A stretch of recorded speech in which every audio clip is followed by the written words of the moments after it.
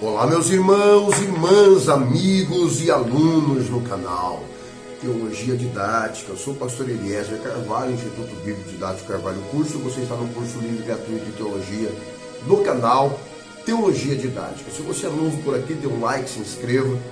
Chame o máximo possível de amigos seus para também se inscreverem.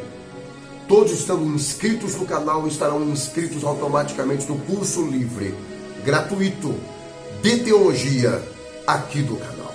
Se você quiser, pode solicitar a sua matéria digital em PDF para a gente pelo WhatsApp 439-2001-2860. Você pode solicitar também a sua credencial teólogo. Solicite também o seu provão. Ao tirar 7 do provão, pode solicitar o seu certificado. O curso é inteiramente gratuito, apenas o certificado tem um pequeno custo de produção, validação e envio pelos correios. Se você não concluiu seus estudos, entre em contato com a gente.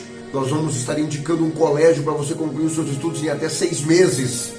Você vai pagar uma entrada mais 10 vezes de R$125 no boleto bancário e nós vamos estar trazendo para você essa informação e você vai fazer inscrição e começar a estudar imediatamente, tá bem? Fundamental e médio. Se você não concluiu o fundamental, entre em contato com a gente encaixa para você concluir o fundamental e fazer o médio em teologia, médio secular. Não é em teologia, ok? Em escola secular. E você vai receber no final certificado de conclusão do médio e vai receber o histórico escolar para você poder entrar numa faculdade, fazer o Enem e entrar numa faculdade, tá bem? Então entre em contato comigo agora, 439-2001-2860. Nós estamos estudando o terceiro nível de teologia no canal Teologia Didática e aqui a matéria é Pedro, as epístolas de Pedro. Ao aproximar-se de Cristo, a pedra fundamental do grande templo espiritual, o qual são pedras vivas, conforme 1 Pedro 2, 3 a 10, os crentes no seu conjunto formam um grande templo, no qual eles mesmos são sacerdócios e onde oferecem sacrifícios espirituais e a viver uma vida irrepreensível para desarmar o preconceito e a amizade dos pagãos que os cercam. 1 Pedro 2, 11 a 12. Submissão de todos os cristãos ao governo, 1 Pedro 2, 13 a 17. Era uma lição tão necessária para os cristãos desse tempo, que Pedro a ensinou tão energicamente quanto o próprio Paulo. Era necessário mais do que nunca, numa época em que as revoluções perigosas se concentravam na Judéia, e quando qualquer pobre escravo cristão submetido ao martírio ou tortura facilmente podia avaliar a tensão de sua alma, fazendo denúncias apocalípticas de condenação repentina contra os crimes da mística Babilônia.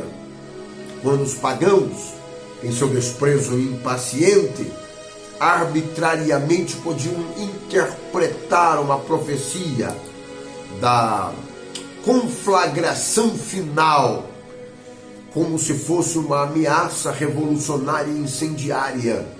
E quando em Roma os cristãos já estavam sofrendo por esta razão as agonias da perseguição de Nero. E a submissão dos servos aos senhores, 1 Pedro 2,18. Os servos devem ser obedientes até aos seus senhores injustos e duros, depois de terem sofrido em silêncio a injustiça, estarão glorificando a Deus e serão verdadeiros seguidores de Cristo, que não se defendeu, mas entregou a sua casa a Deus, o justo juiz.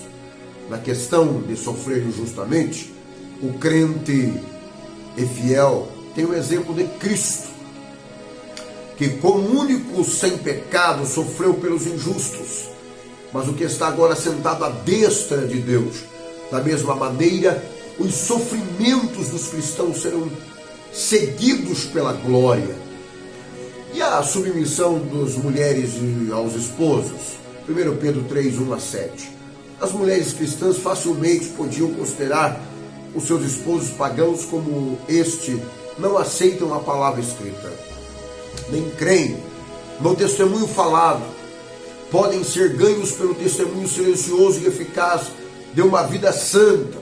Ao proceder assim, as mulheres santas da antiguidade, elas estavam submissas aos seus maridos.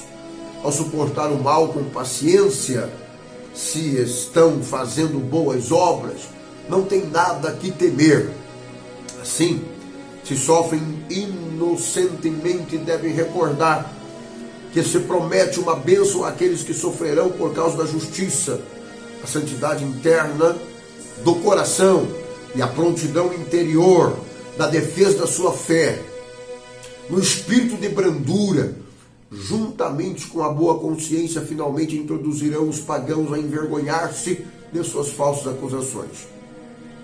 Como Cristo morreu para a vida terrestre e se levantou de novo para a vida celeste, assim os cristãos devem considerar-se mortos à vida anterior dos seus pecados e vivos para uma vida nova de santidade, conforme 1 Pedro 4, 1 a 3. Mas finalmente o bem deles triunfará quando o Senhor julgar os vivos e os mortos. A iminente volta do Senhor, o glorioso privilégio de sofrer com Cristo. Os cristãos não devem ficar surpresos por Deus prová-los e purificá-los pelo sofrimento, mas devem regozijar-se pelo fato de poderem participar do sofrimento de Cristo.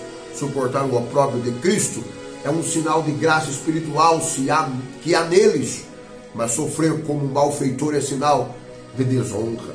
Os cristãos devem esperar o sofrimento, porque o juízo deve começar pela casa de Deus. Deve haver um tempo em que a purificação para a igreja, assim todos os que sofrem devem confiar naquele que é fiel. A eleição no contexto de doutrina de salvação não significa que Deus escolheu alguns para serem salvos e outros para a perdição. Todos são eleitos, porém, a posse da salvação depende da aceitação pessoal, conforme Efésios 1 e 4. A maior dificuldade em entender a eleição e o favor do tempo, surge a pergunta: se a pessoa é eleita antes da fundação do mundo, como, pois, a eleição pode ser baseada na fé? Pedro responde à pergunta dizendo o seguinte: eleito segundo a presciência de Deus Pai, em santificação pelo Espírito Santo, para obediência e aspersão, conforme 1 Pedro 1 e 2. Assim será amplamente concedida a entrada no reino eterno de nosso Senhor e Salvador Jesus o Cristo, segundo Pedro 1, 10 e 11.